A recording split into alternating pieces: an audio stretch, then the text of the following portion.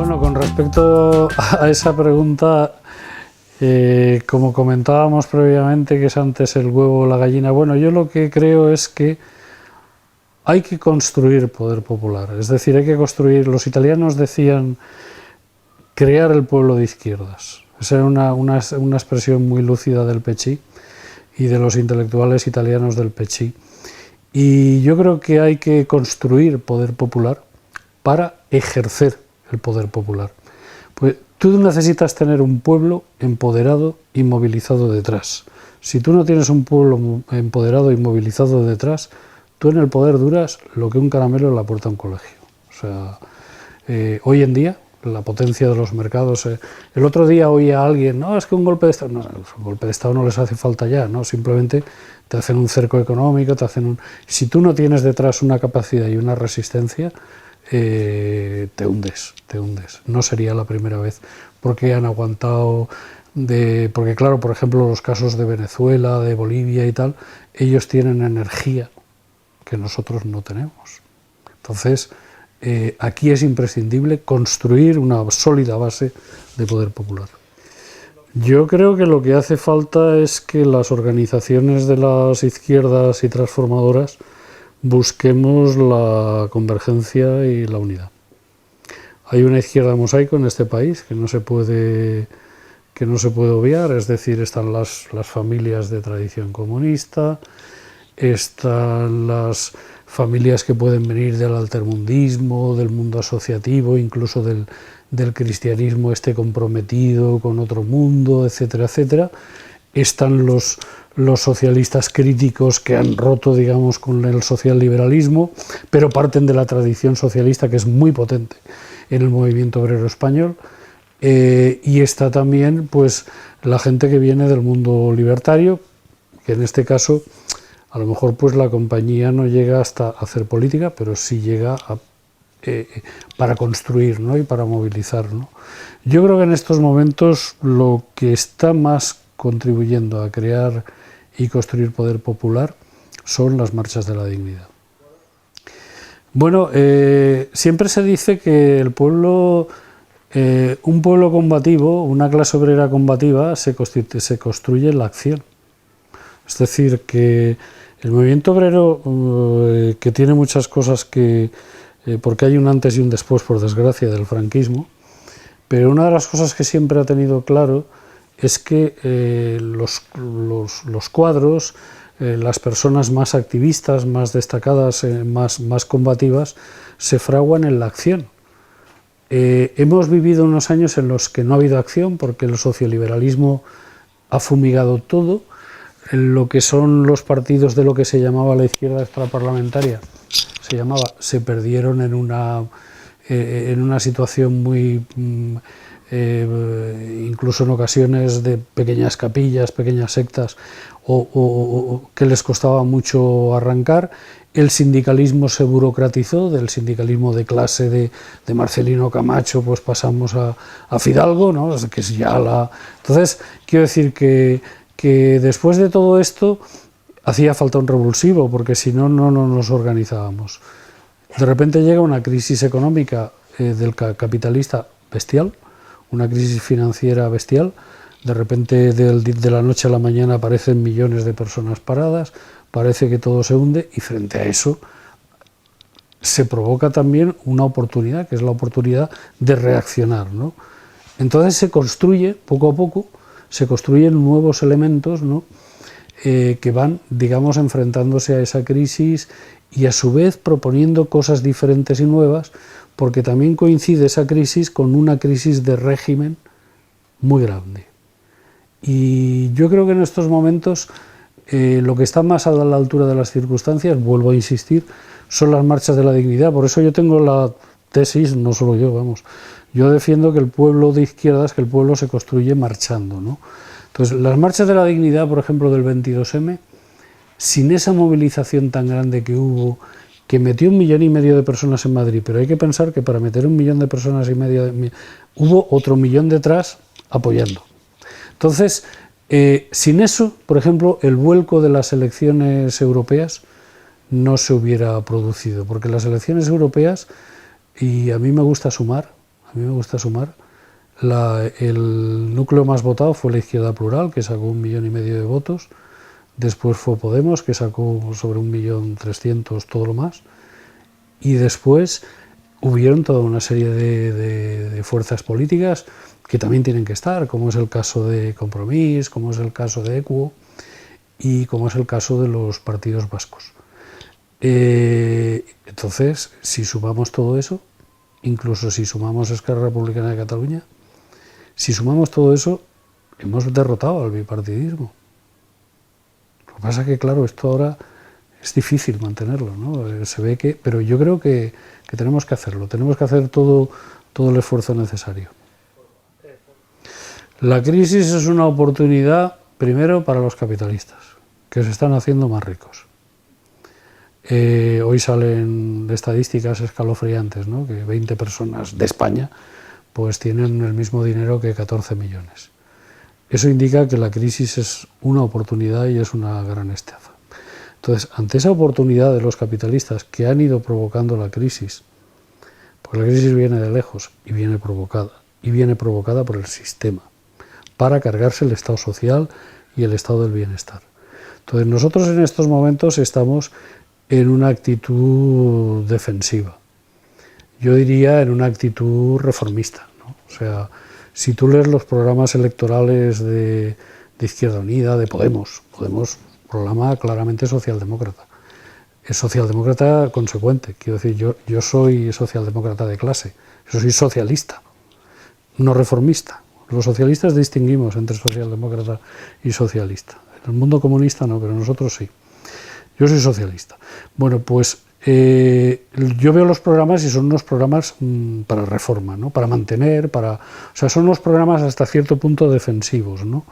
Yo creo que la oportunidad es que tenemos que llegar más allá, porque vamos a ver, para tú conseguir en un convenio colectivo, para tú conseguir una subida del 5, tienes que partir de que vas a por el 10, porque si no sacas el 1. Entonces yo en este caso creo igual, yo creo que se trata de hacer un proceso mixto entre reforma y revolución al objeto de conseguir no solo mantener el Estado social, sino incrementarlo. Y no solo incrementar el Estado social, sino incrementar también la democracia. Porque al final lo que estamos viviendo es un déficit democrático terrible y sin igualdad no hay democracia y sin república en este país tampoco hay democracia. Entonces, esto son cosas que tienen que quedar muy claras, ¿no? Desde mi punto de vista, insisto. Vamos a ver, yo en el 82 era del PSOE. Entonces, claro, no lo digo, simplemente lo digo, estoy procurando actuar, digamos, de la forma más racional posible y como un politólogo. Yo ese viaje ya me lo conozco y por eso me preocupa, ¿no? Las cosas no son iguales, son diferentes. Los espacios son diferentes. Pero yo ya en el 82 oí decir que esto de la República no tocaba, que esto del marxismo había que abandonarlo, que ya aquí las cosas no eran igual, que el mercado, que la socialdemocracia, y se nos metió gato por liebre, porque Felipe González se hizo socialdemócrata, pero en realidad lo que se hizo fue de derechas, ¿no? Fue liberal, como mucho. Y entonces yo creo que lo que ocurre es que sí es cierto que para ganar unas elecciones uno tiene que cosechar votos, digamos, en un amplio espectro. Pero yo, reclamándome de la tradición del marxismo ortodoxo de Pablo Iglesias, y hablo de Pablo Iglesias, del fundador del movimiento obrero y del movimiento socialista español, uno de los fundadores del movimiento obrero y de los fundadores del socialismo español, yo en ese sentido considero que no hay que renunciar en absoluto al análisis marxista, no hay que renunciar en absoluto a lo que uno es, y la gente debe saber lo que uno es y lo que uno quiere conseguir. Es decir, yo puedo plantear ahora, necesitamos la reforma, necesitamos mantener el estado del bienestar, pero ojo, yo lo que quiero es construir el socialismo. Y la gente lo debe saber.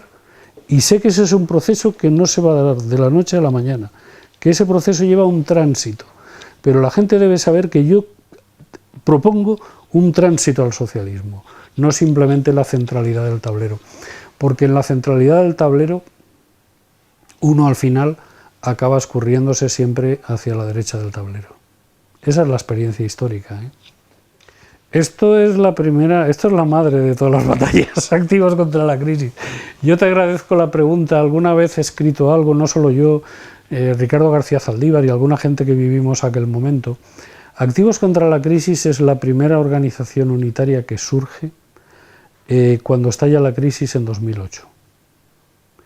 Entonces desde ATAC, porque la idea partió desde ATAC, una serie de personas, yo entonces era el presidente de ATAC España, vemos que acababa de llegar a la presidencia de ATAC España, vemos que había que moverse y organizar algo. Y entonces nos reunimos en el local un local que tenía ATAC en Madrid, entonces ya está en otro sitio, convocamos y acudieron 50 organizaciones, de todo tipo, de todo tipo. Incluso acudió un diputado de izquierda socialista del PSOE, o sea, y gobernaba el PSOE. El panorama fue muy amplio, ¿no?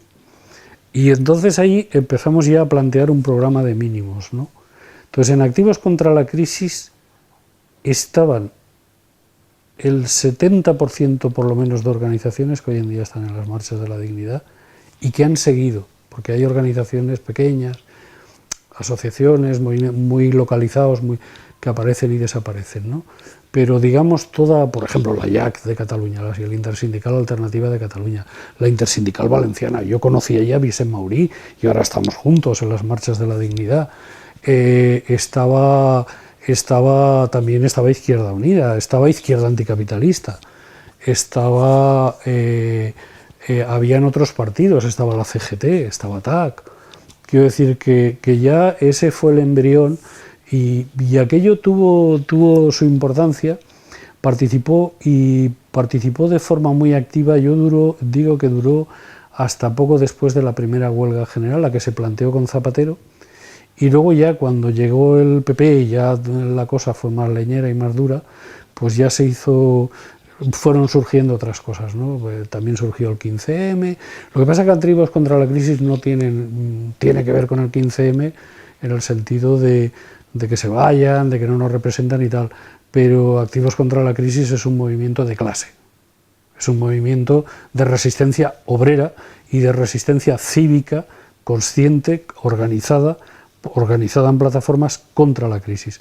Yo diría que, sin saberlo, las marchas de la dignidad, o sabiéndolo, porque por ejemplo alguno de los que han estado inicialmente en las marchas de la dignidad, como COI, por ejemplo, he citado antes, estuvo en Activos contra la Crisis. Entonces, de alguna forma, la experiencia de Activos contra la Crisis nos sirvió al núcleo inicial de las marchas de la dignidad.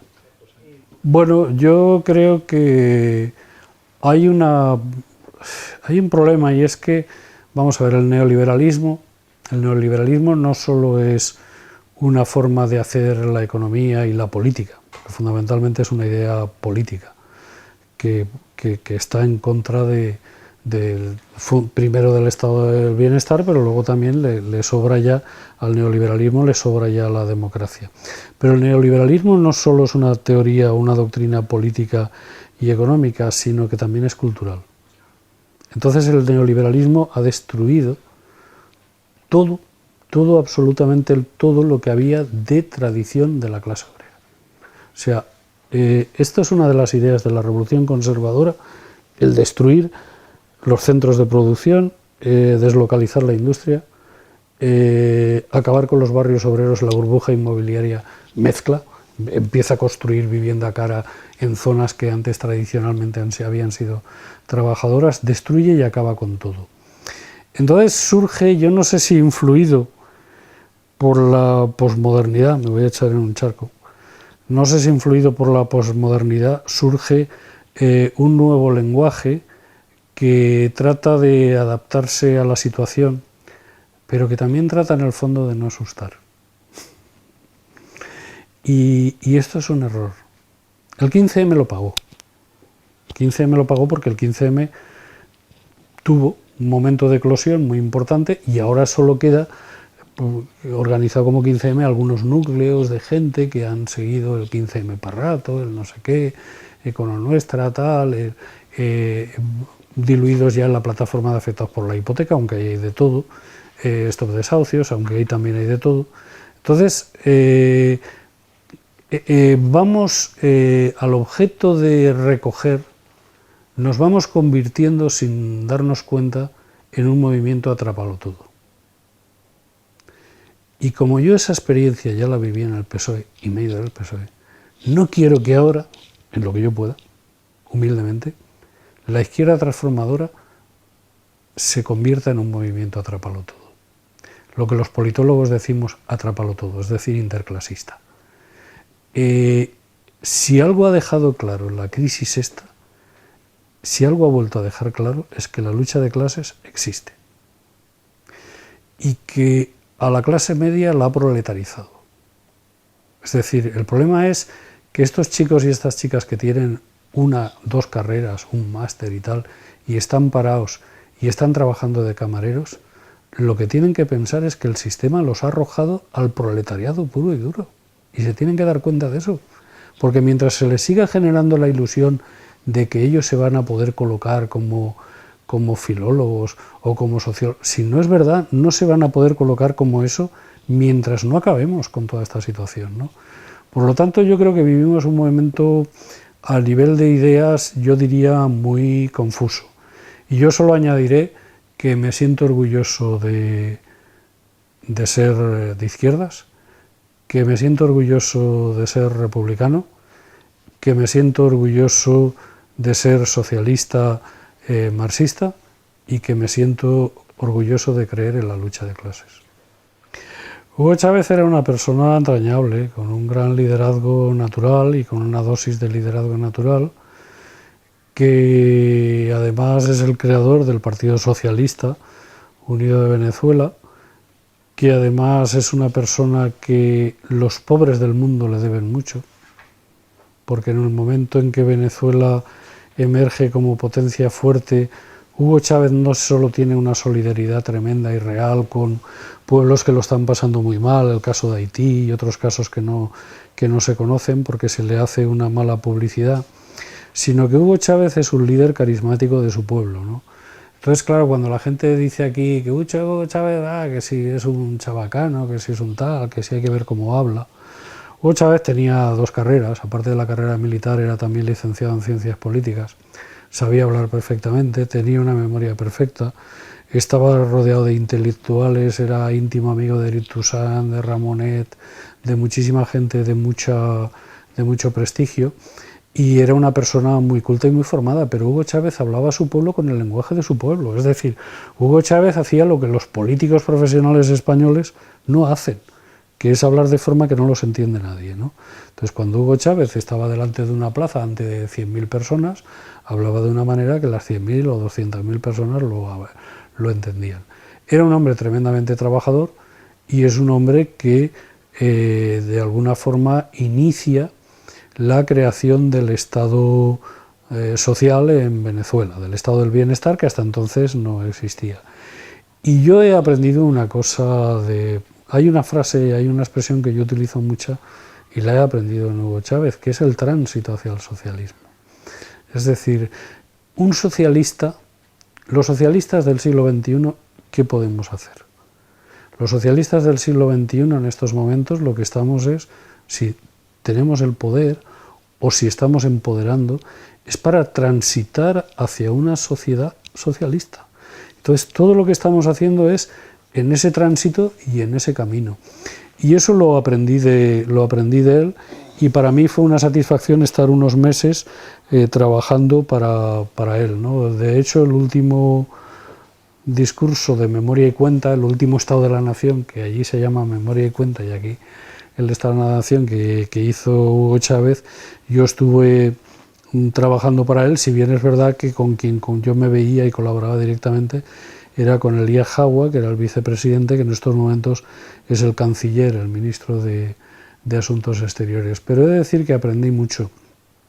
Y otra lección que saqué es que es imprescindible una gran alianza para derrotar a los neoliberales y a las derechas. Ellos allí le llaman el gran polo patriótico, pero ellos no les da vergüenza decir que son de izquierdas, ni les da vergüenza decir que son socialistas. Yo creo que el lema de las marchas es un buen lema para converger, pan, trabajo, techo. También se dice, yo diría, pan, trabajo, techo. En las marchas de la dignidad también se habla de no al pago de la deuda, el impago de la deuda, y se habla también, y la auditoría sobre la deuda, y se habla también del proceso constituyente. Entonces yo creo que periodo o proceso constituyente, pan, trabajo, techo, y para tener pan, trabajo y techo, el tema de la deuda hay que meterle mano, porque si no le metemos mano, de forma decidida, no hay... Hay quien dice, si decimos no pagamos la deuda, los mercados se van a ir.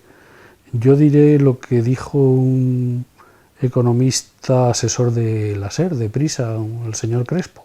Se llama Crespo, creo que es Antonio Crespo, pero Crespo de apellido seguro. Que es una persona moderada, no es hablar la SER, como Prisa, en fin, es una persona, yo diría un liberal progresista, ¿no? Le preguntaron, ¿y si España no paga la deuda, qué va a pasar? Y dijo, nada. Y se quedaron así los locutores de la SER. ¿Cómo que nada? Dice, no, si un país como España, primero los que se llevarían el gran susto son los bancos alemanes y franceses, pero sobre todo los alemanes, y en segundo lugar lo que harían es lo que se hace con una gran empresa, con una gran, pequeño negocio no. Cuando una gran empresa está en dificultades se le hace un plan de pagos. Entonces habría que hacer un plan de pagos y habría que ver y habría que auditar. Aunque yo le recordaría a Alemania que no apriete tanto porque a ella la deuda se le condenó en el año 53, creo que es. Yo creo que la convergencia ahora no es que sea necesaria, es que es obligatoria. Entonces, sabiendo que es obligatoria y que es una necesidad, si de verdad estamos al servicio de las clases populares, si de verdad estamos al servicio del pueblo humilde, la conseguiremos. Si no, es que hay otras cosas.